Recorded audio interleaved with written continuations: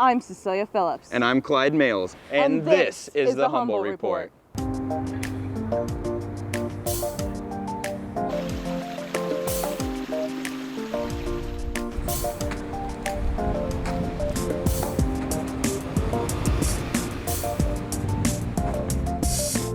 In this edition of the Humboldt Report, we take a look behind the Redwood Curtain. Well, that's the theme of our show, but Cecilia, what does that mean? Well, Clyde, you're about to find out.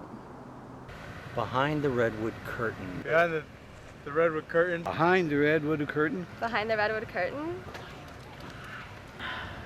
Well, behind the Redwood Curtain, I have no idea. I have no idea. I have no idea. Forest. Yeah.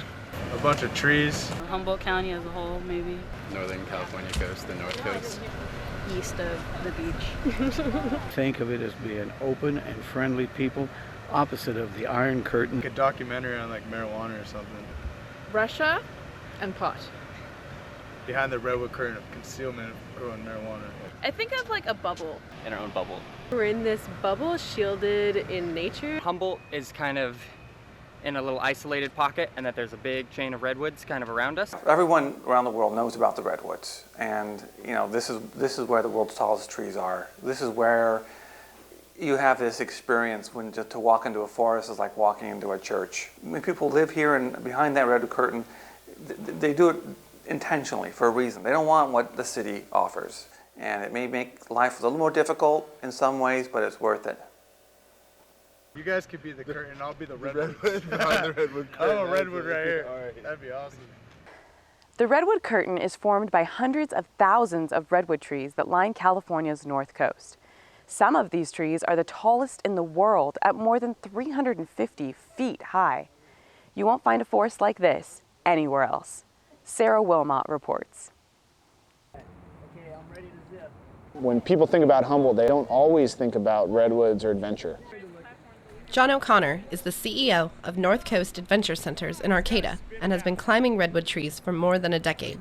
Today, he teaches climbing techniques and zip lining to those brave enough to learn.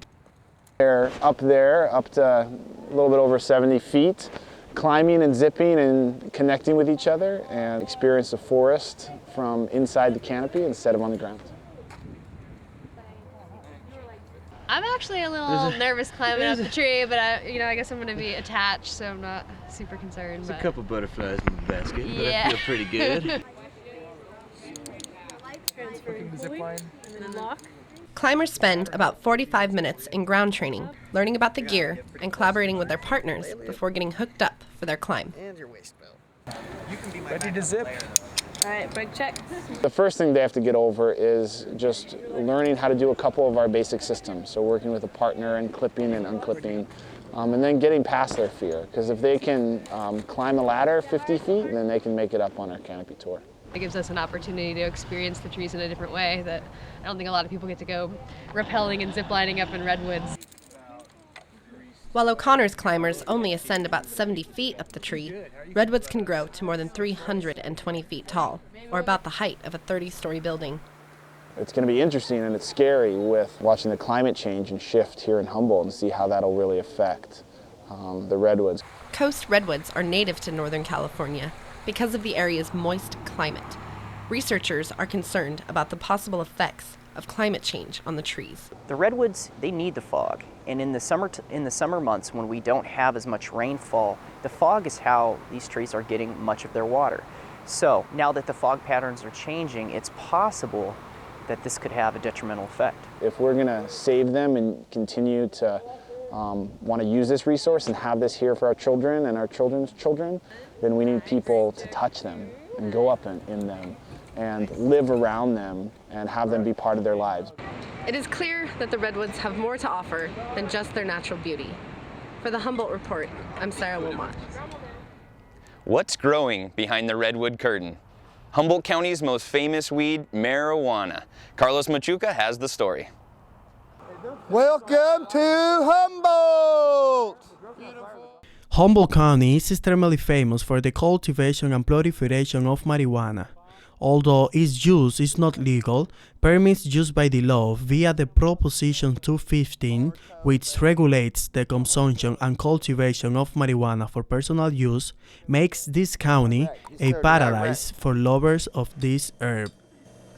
Some students and visitors from other places in the U.S. come to cities like Arcata to enjoy what they say is the best weed in California. I heard about Humboldt County when I was younger, that it was just the place to get weed, and a lot of weed that I buy at home comes from Humboldt County. So when I found out there was a school here, I thought that was pretty cool. Oh yeah, you find weed here everywhere. Down the hall in the dorms, you find it in the bridge, you find it on G Street, you find it at every home you go to. It's available practically all over Arcata. Although marijuana is prevalent everywhere in Humboldt County, it is not legal. Marijuana is not legal in the state of California. Medical marijuana did not legalize anything. Medical marijuana is illegal under federal law. Medical marijuana is illegal under state law. It only provides an affirmative defense if someone wants to go to court and try and say that their medical marijuana was recommended by a physician. In theory, if you have a medical marijuana card and you're within what's called the state prescribed limits, meaning less than 8 ounces or less, and you have a card and you're not doing anything else wrong, the police are, under the Attorney General guidelines and some recent case law, are supposed to leave you alone and say, that's fine.